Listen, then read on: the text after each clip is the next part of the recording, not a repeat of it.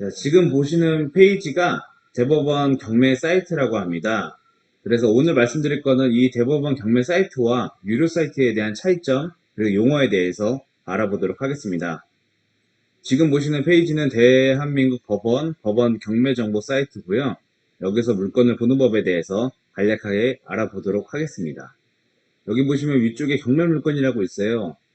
경매 물건을 들어가 보면 소재지 집원 주소로 이렇게 찾아볼 수도 있습니다. 예를 들어서 서울에 있고 강남에 있는 물건들을 검색하기 위해서 이렇게 해놓고 W도 뭐 토지나 건물, 보통 건물을 매입을 하다 보니까 건물 들어가고 뭐 주거용 건물인지 아니면 상업용 건물인지 이렇게 체크를 해놓고 보게 되면은 이렇게 사진도 안 나와 있는 것들이 되게 많아요. 그래서 보기도 힘들고, 그래서 여기 들어갔다고 하더라도 이렇게 물건을 어떻게 봐야 되는지 참 헷갈립니다. 저는 유료 사이트 보는 걸 추천을 드리는데, 자, 유료 사이트에 들어왔습니다. 제가 쓰고 있는 스피드 옥션이고, 뭐 여기에서 뭐 따로 제가 돈을 받거나 그렇게 광고를 하는 부분은 아니니까 그 점 참고해 주시고요. 예, 일단 이 사이트에 들어와서 경매 검색을 해보면 똑같이 검색을 해보도록 하겠습니다. 일단은 주거용인지 상업용인지 토지인지 기타 등등의 물건들을 이렇게 나열해서 볼 수가 있고요.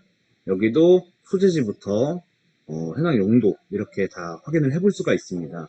그리고 대법원 경매 사이트에는 없지만 이렇게 감정가도 조절해서 쓸 수가 있고, 최저가, 그다음에 면적, 유찰 횟수, 경매 결과에 따라서도 검색을 해볼 수가 있습니다. 아까 똑같이 강남에 있는 물건을 검색해 봤기 때문에 스피드 옥션에서도 강남에 있는 물건을 검색해 보도록 하겠습니다. 자, 서울 클릭하고 강남을 했을 때 아까 주거용 똑같이 했었죠. 주거용이라고 검색을 하면은 가장 큰 차이점은 매각기일도 이렇게 바깥에서 썸네일 형태로 바로 볼 수가 있고, 뭐 감정가와 최저가, 그다음에 용도도 한 번에 확인할 수가 있고, 그 대지권과 면적이 얼마큼 되는지, 그리고 가장 큰 차이는 이렇게 사진까지 볼 수가 있습니다. 따라서 이쪽으로 들어가 보도록 하겠습니다.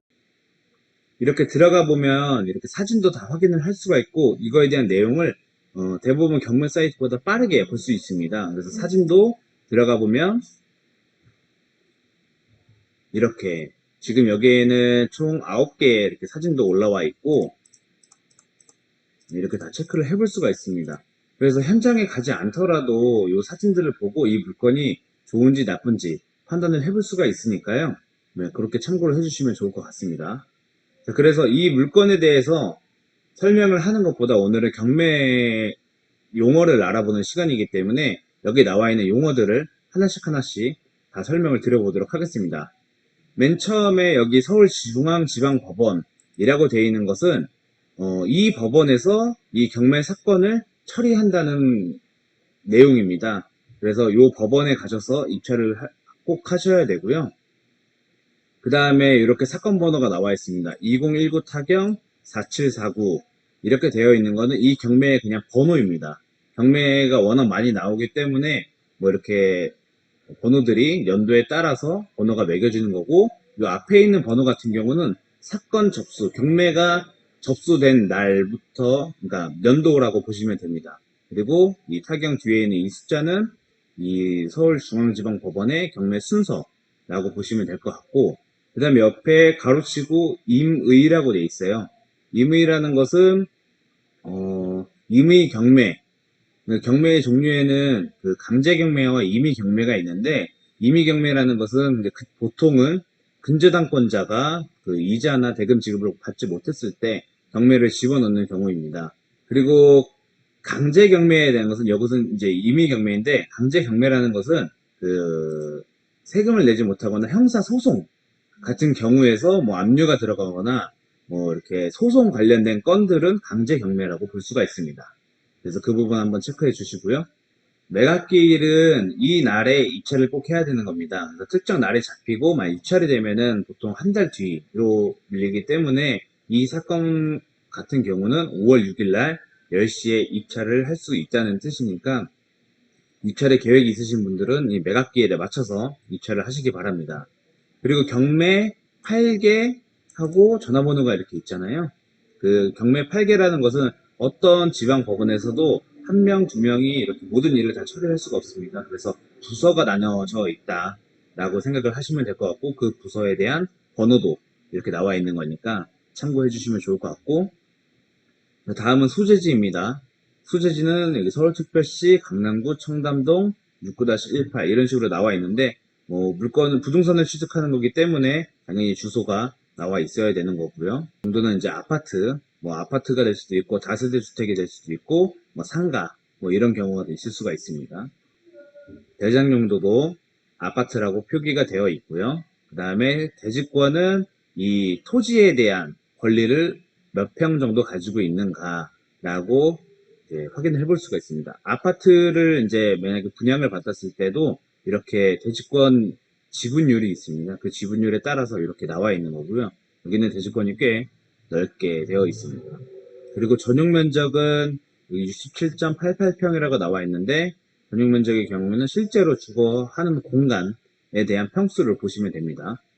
그리고 사건 접수에 대한 경우에는 사건 접수는 아까 말씀드렸죠. 여기 2019년 6월 7일 날 사건 접수가 이렇게 됐습니다. 그래서 여기 경매에 대한 번호도 앞에가 2019년 받았기 때문에 2019 타경으로 시작을 하는 거고요. 그 다음에 채권자에 대한 정보, 그러니까 돈을 빌려준 사람이죠.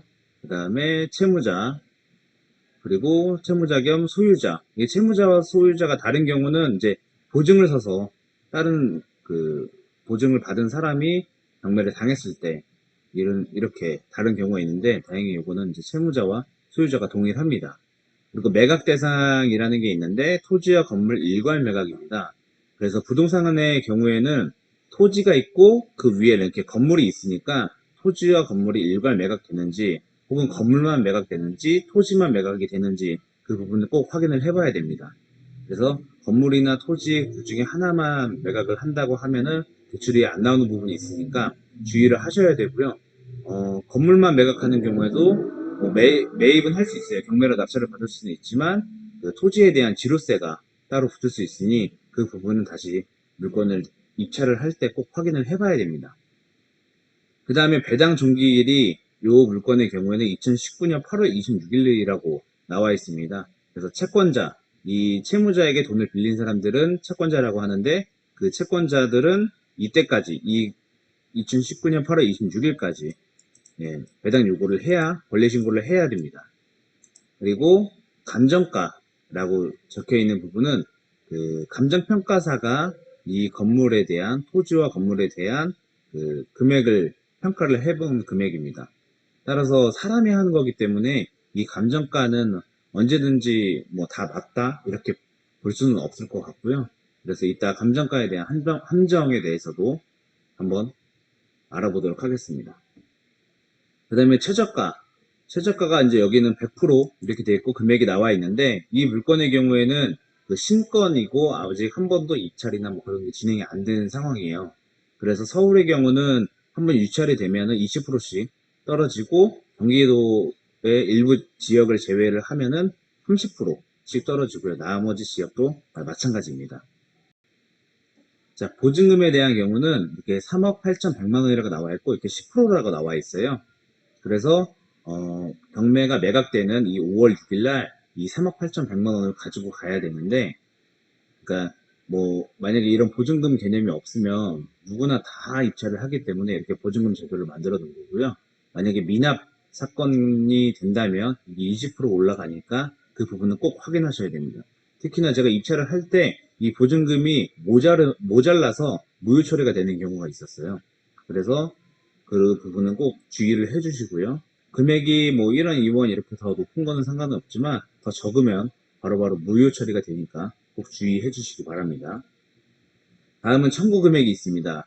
그래서 배당 종기일 날 채권자들이 나는 이만큼 돈을 다 받아야 된다 라는 금액들이 쌓여서 총 4억 8,497만 3,082원 이라는 게 나와 있고요. 그거에 대한 기준은 8월 26일까지고 그 후에도 계속 이자가 쌓일 수가 있잖아요.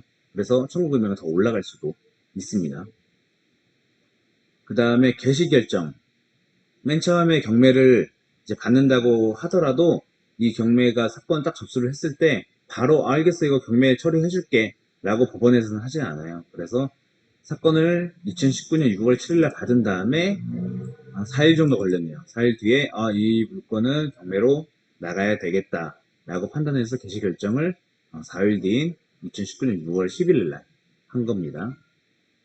그 다음에 기일 현황, 이건 아까 전에 말씀드린 것처럼 신건일 때는 100%, 그 다음에 한 번 입찰이 되면 서울의 경우는 20%가 떨어집니다. 아직 한 번도 입찰을 안 했기 때문에 이 물건은 신건이라고 나와 있고 매각기일도 동일하고요. 그래서 100%인 이 금액이 이렇게 적혀져 있습니다. 유료 사이트에는 사진들이 나와 있어요. 사진들을 보면은 이런 식으로 물건의 상태를 확인해 볼 수가 있고요. 이렇게 지도도 나와 있습니다. 이거는 감정평가사들이 이렇게 캡처를 해 놓은 화면입니다. 이런 식으로도 볼 수 있고, 그 다음에 호별 배치도 한 층에 이제 몇 개가 있는지 이렇게도 확인할 수 있고, 건축물 대장, 건축물 현황에서 볼 수가 있습니다. 그리고 내부 구조도도 방이 몇 개인지, 이런 구조도는 정말 중요해요. 그래서 부동산의 가치가 방이 네모 반듯한지, 거실은 어디 있는지, 이런 것들을 평수 대비 어떻게 되어 있는지, 이런 것도 유료 사이트에는 바로바로 확인을 해볼 수 있으니까 참고해 주시면 좋을 것 같고요.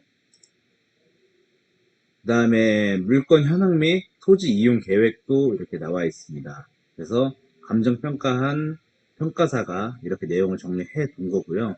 그래서 제2종 일반 주거지역, 제3종 그런 것들이 있으니까 이거는 참고해 보시면 좋을 것 같고, 대지권과 건물에 대한 면적이 이렇게 있습니다. 그래서 이 내용은 그 위에 있는 거 요약본에 있는 내용이랑 똑같고요.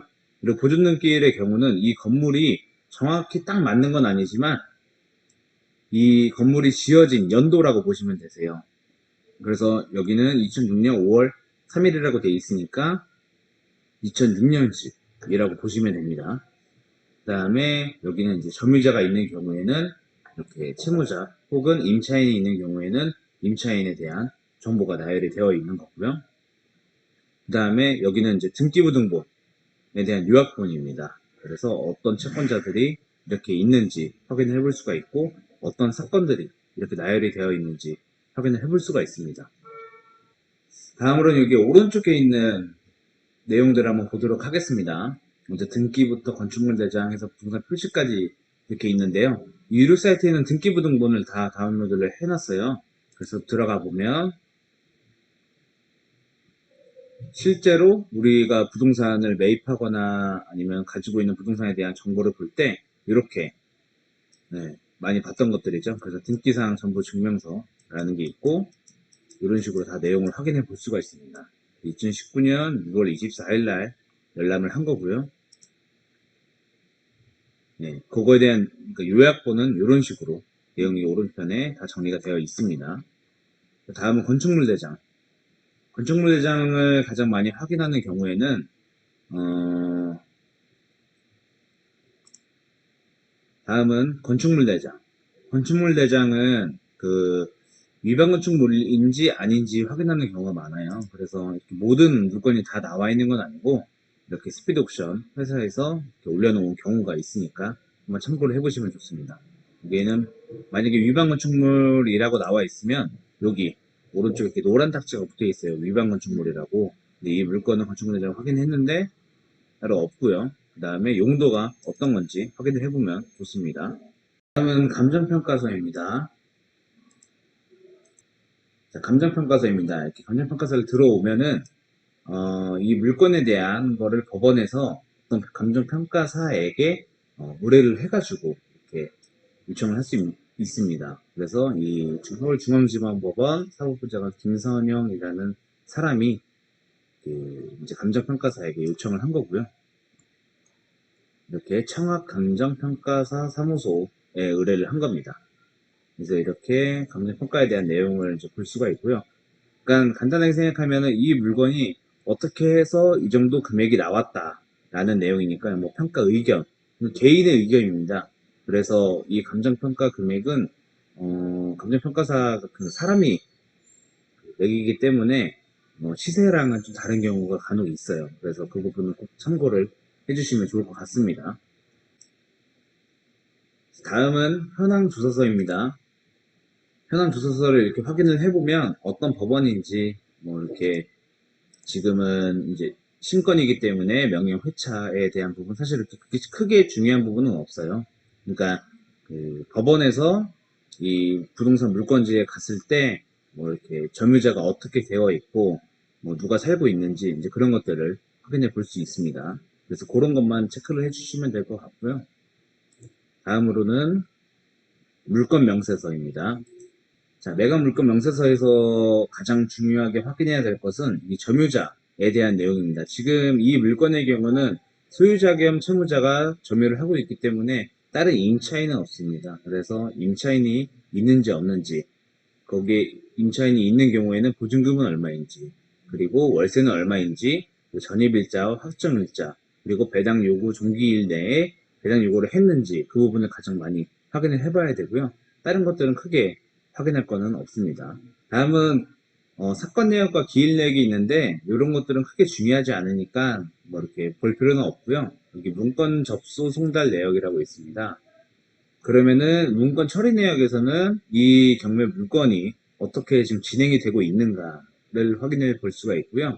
뭐 간단하게 말씀드리면은 처음에 등기소에서 이 어떤 사람이 등기 필증을 내고 뭐 집행관이 뭐 어떻게 조사를 했다 감정평가 그렇게 된 상황에서 교부 청구서라는 게 있어요.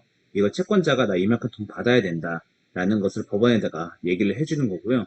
그러면은 뭐 잘못됐으면은 뭐가 수정도 좀 해서 이렇게 보증서 제출하는 경우도 있고 배당 요구를 이렇게 하는 경우도 있고 그래서 마지막까지 끝까지 그 교부 청구서를 다 이렇게 제출을 합니다. 그래서 이 물건이 어떻게 진행되고 있는가를 확인을 해보면 좋은데 이 경매 물건이 뭐 보통 이게 취하되는 경우도 있고 변경이 되는 경우도 있어요.